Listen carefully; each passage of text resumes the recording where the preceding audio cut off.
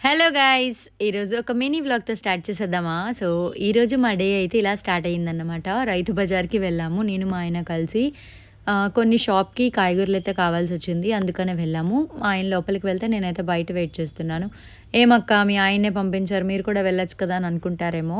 Actually ఇద్దరం వెళ్తే బండనేది లోపల పార్క్ చేయాలి. లోపల పార్క్ చేస్తే ఏమైందక్కా పార్క్ చేయండి అని అనుకుంటారేమో. లోపల పెట్టడానికి ఒక రూ. 10 అయితే వాడి చేతిలో పెట్టాలి. అప్పుడప్పుడు ఆ రూ. 10 మనకి దేనికైనా యూజ్ అవుతాయి కదా! నాతో ఏం పనిలేదు కాబట్టి కొన్ని కాయగూరలే అని చెప్పి నేనైతే బండి దగ్గర వెయిట్ చేస్తున్నాను.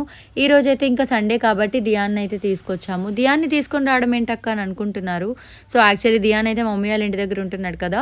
అందుకనే ఇంకా మా ఇంటికైతే తీసుకొచ్చి దియాన్‌తో టైమ్ స్పెండ్ చేస్తున్నాము. ఈరోజు స్పెషల్ ఏంటి అంటే మా వెడ్డింగ్ యానివర్సరీ అన్నమాట. సో, ఏం సెలబ్రేట్ చేసుకోలేదు. జస్ట్ అలాగా బాబుగాడిని తీసుకొచ్చాం కాబట్టి రుషికొండ అని అన్నాడని తీసుకొని వెళ్ళాము. చక్కగా తను ఒక్కడే హ్యాపీగా ఆడుకున్నాడు ఇసుకలో.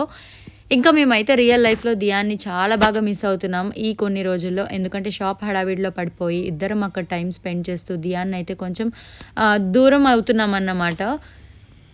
సో, చాలా అంటే చాలా పెయినొస్తూ ఉంటది అప్పుడప్పుడు. కానీ తప్పదు ఏం చేస్తాం కష్టపడాలి కదా అప్పుడప్పుడు. అండ్ మా బాబయితే ఇంటి దగ్గర నుండి ఒక టాయ్ అయితే పట్టుకొనెళ్ళాడు. ఇకపోతే మా హస్బెండ్ అయితే పక్కనున్న కేఫ్‌కయితే తీసుకొని వెళ్లారు.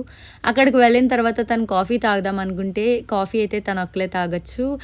బాబుగాడు షేక్ అయితే తాగుతాడు కదా! అంటే ఇంకా తను కాఫీ డ్రాప్ అయిపోయి దియాన్‌కైతే షేక్ అయితే చెప్పారు. ఎంత బాగా ఎంజాయ్ చేస్తూ తాగాడంటే ఎప్పుడు ఇలాంటివి తాగించలేదు. ఇదే ఫస్ట్ టైమ్ అనుకుంటా దియాన్ తాగడం. సో, చాలా ఆనందంగా ఫీల్ అవుతూ హ్యాపీగా లాగించేశాడు. వీడియో కనుక నచ్చితే తప్పకుండా లైక్